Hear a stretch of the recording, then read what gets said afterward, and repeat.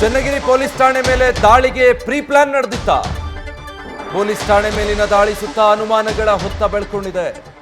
Channagiri city ಅಲ್ಲದೆ ಬೇರೆ ಊರಿಂದನೂ ಕೂಡ ಬಂದು ಇಲ್ಲಿ ದಾಂಧಲೆ ಎಬ್ಬಿಸಿದ್ದಾರೆ. ನಲ್ಲೂರು ಮತ್ತೆ ಹೊನ್ನೆಬಾಗಿ ಸೇರಿ ಬೇರೆ ಊರುಗಳಿಂದ ಬಂದಿರುವಂತಹ ಶಂಕೆ ವ್ಯಕ್ತವಾಗ್ತಾ ಇದೆ. ಇವರಿಗೆ ವಿಷಯ ತಿಳಿಸಿದ್ ಯಾರು, ಗಲಾಟೆ ಮಾಡಿದ್ ಯಾಕೆ ಹಾಗಿದ್ರೆ, ಠಾಣೆ ಮೇಲೆ ದಾಳಿ ನಡೆಸಿದ ದಾಳಿಕೋರರ ಉದ್ದೇಶ ಏನಾಗಿತ್ತು, ಕಿಡಿಗೇಡಿಗಳು ಪೊಲೀಸರನ್ನೇ ಟಾರ್ಗೆಟ್ ಮಾಡಿದ್ದು ಯಾಕೆ, ಸಾಕಷ್ಟು ಪ್ರಶ್ನೆಗಳಿಗೆ ದಾರಿ ಮಾಡಿಕೊಡ್ತಾ ಇದೆ.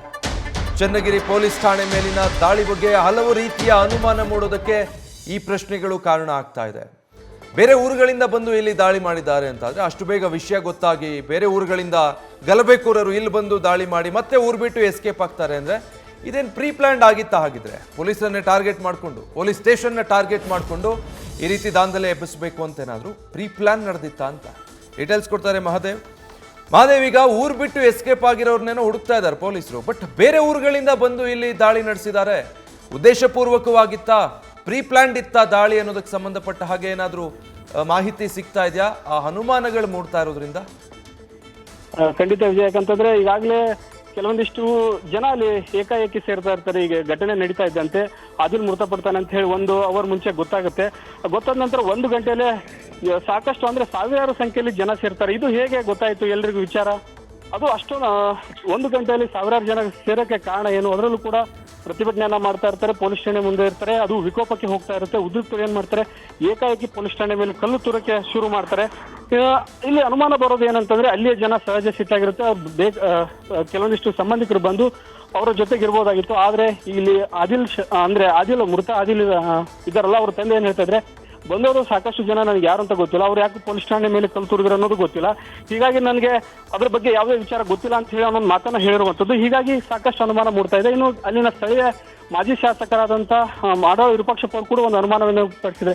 ಇದು ಪೂರ್ವ ನಿಯೋಜಿತ ಕೃತ್ಯ ಅಂತ ಹೇಳಿ. ಅದಕ್ಕೆ ಕಾರಣಗಳೇನು ಅಂತಂತಂದ್ರೆ, ಚನ್ನಗಿರಿ ಪಟ್ಟಣದ ಅಕ್ಕಪಕ್ಕದ ಹಳ್ಳಿಗಳಿಂದ ಕೂಡ ಕೆಲವೊಂದಿಷ್ಟು ಸೂಕ್ಷ್ಮ ಪ್ರದೇಶಗಳಂತ ಏನು ಕರೆಸಿಕೊಳ್ತಲ್ಲ, ಅಲ್ಲಿಂದ ಕೆಲವೊಂದಿಷ್ಟು ಯುವಕರು ಬಂದು ಅಲ್ಲಿ ಕಲ್ಲು ತೂರಾಟವನ್ನ ಮಾಡಿದ್ದಾರೆ ಅಂತ ಹೇಳಿ ಈಗಾಗಲೇ ಕೆಲವೊಂದಿಷ್ಟು ಜನರನ್ನ ಬಂಧಿಸುವಂತ ಕೆಲಸವನ್ನ ಮಾಡಿದ್ದಾರೆ. ಹೀಗಾಗಿ ಇವ್ರು ಯಾಕೆ ಬಂದ್ರು, ಇವರಿಗೆ ಯಾರು ಅಂದ್ರೆ ವಿಚಾರವನ್ನ ತಿಳಿಸಿದ್ರು, ಯಾಕೆ ಇವ್ರು ಇಲ್ಲಿ ಬಂದಿದ್ರು, ಯಾಕೆ ಇವ್ರು ಪೊಲೀಸ್ ಠಾಣೆ ಮೇಲೆ ಕಲ್ಲು ತೂರಿದ್ರು, ಇದೊಂದು ಪೂರ್ವ ನಿಯೋಜಿತನ, ಈ ರೀತಿಯಾದಂತಹ ಹಲವು ಅನುಮಾನಗಳು ಕೂಡ ಈಗ ಮೂಡ್ತಾ ಹೋಗ್ತಾ ಇದೆ. ಹೀಗಾಗಿ ಎಲ್ಲರನ್ನ ಕೂಡ ತನಿಖೆಗೆ ಒಳಪಡಿಸಿ ನಂತರ ಯಾಕೆ ಇವ್ರು ಇಲ್ಲಿ ಬಂದಿದ್ರು, ಯಾರಿಗೆ ಇವ್ರು ವಿಚಾರವನ್ನ ತಿಳಿಸಿದ್ರು, ಇವರು ಬೇಕು ಅಂತಾನೆ ಈ ಕೃತ್ಯವನ್ನ ಎಸಗಿದೆ, ಯಾಕೆ ಪೊಲೀಸ್ ಠಾಣೆ ಮೇಲೆ ಕಲ್ಲು ತೂರಿದ್ರು, ಪೊಲೀಸರನ್ನ ಯಾಕೆ ಟಾರ್ಗೆಟ್ ಮಾಡಿದ್ರು ಅಂತ ಹೇಳಿ ಹೀಗೆ ಹಲವು ಪ್ರಶ್ನೆಗಳು ಕಾಡ್ತಾ ಇದೆ.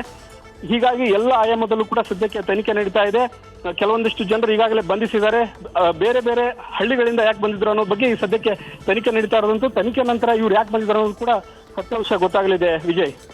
ಅದೇ ಮಹಾದೇವ್, ನೀವು ಹೇಳಿದಾಗೆ ಬೇರೆ ಊರುಗಳಿಂದ ಬಂದು ದಾಳಿ ಮಾಡಿದ್ದಾರೆ ಅಂದ್ರೆ ಕಾರಣ ಏನು? ಇವ್ರು ಟಾರ್ಗೆಟ್ ಪೊಲೀಸರೇನಾ, ಮಟ್ಕಾ ದಂಧೆ ಮೇಲೆ ಆಗಿಂದಾಗ ದಾಳಿ ನಡೆಸ್ತಾರೆ ಅನ್ನೋ ಕಾರಣಕ್ಕ, ಅಥವಾ ಬೇರೆನೇ ಏನಾದರೂ ಕಾರಣ ಇದೆಯಾ ಈ ದಾಳಿಗಳ ಹಿಂದೆ ಅಂತ ಯಾವೆಲ್ಲ ಅನುಮಾನ ವ್ಯಕ್ತ ಆಗ್ತಾ ಇರೋದು? ಇದೇ ಕೆಲವೊಂದಿಷ್ಟು ವಿಚಾರಗಳನ್ನ ನೋಡಿದ್ರೆ, ಇವು ಗಲಾಟೆ ಆಗಿರುವಂತ ಏರಿಯಾಗಳು ಕೆಲವೊಂದು ಸೂಕ್ಷ್ಮ ಪ್ರದೇಶಗಳಂತಾನೆ ಹೇಳ್ತಾರೆ.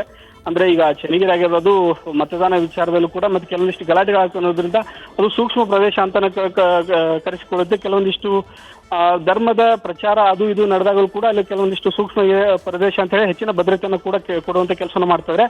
ಇಂಥ ಒಂದು ಸಮಯದಲ್ಲಿ ಬೇರೆ ಬೇರೆ ಇನ್ನೂ ಸೂಕ್ಷ್ಮ ಪ್ರದೇಶಗಳಂತ ಕರೆಸಿಕೊಳ್ಳುವ ಅಗರಬನ್ನಿಹಟ್ಟಿ ಆಗಿರ್ಬೋದು, ಹೊನ್ನೆಬಾಗಿ ಆಗಿರ್ಬೋದು, ಮತ್ತೆ ನಲ್ಲೂರು ಆಗಿರ್ಬೋದು, ಇಲ್ಲಿಂದ ಕೂಡ ಕೆಲವೊಂದಿಷ್ಟು ಯುವಕರು ಬಂದಿದ್ದಾರೆ. ಹಾಗಾದ್ರೆ ಇವರಿಗೆ ವಿಷಯನ ತಿಳಿಸ್ತಾರೆ ಯಾರು? ಅಲ್ಲಿ ಆದಿಲ್ ಮೃತಪಟ್ಟಿದ್ದಾನೆ ಅಂತ ಅಂದ್ರೆ ಅವ್ರು ಬರಬೇಕಾಗಿತ್ತು, ನ್ಯಾಯಯುತವಾಗಿ ಪ್ರತಿಭಟನೆ ಮಾಡಬೇಕಾಗಿತ್ತು. ಅದಕ್ಕೆ ಘಟನೆಗೆ ನಮಗೆ ನ್ಯಾಯ ಕೊಡಿ, ಪೊಲೀಸರೇ ಕೊಂದಿದ್ದಾರೆ ಅಂತಂದ್ರೆ ಅದಕ್ಕೆ ಸಕಾರಣಗಳನ್ನು ಕೊಟ್ಟು, ದೂರನ್ನ ಕೊಟ್ಟು ಅದ್ರ ಬಗ್ಗೆ ನಮಗೆ ನ್ಯಾಯ ಬೇಕು ಅಂತ ಹೇಳ್ತಿದ್ರು. ಮತ್ತು ಸಹಜವಾಗಿ ಅನ್ಸುತ್ತಿದ್ದ ಪೊಲೀಸರ ಜೊತೆ ಒಂದು ವಾಗ್ವಾದ ಆಗೋದು ಸಹಜ.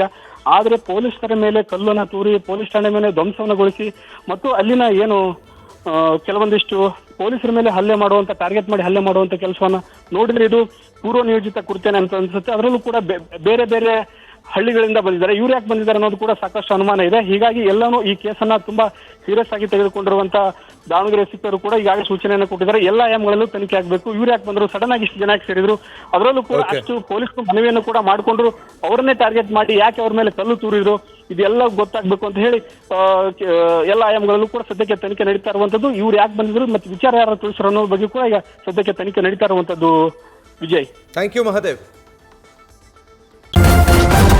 ನ್ಯೂಸ್ ಫಸ್ಟ್ ನಿರ್ಭೀತಿಯಿಂದ ನಿಮ್ಮ ಪರವಾಗಿ.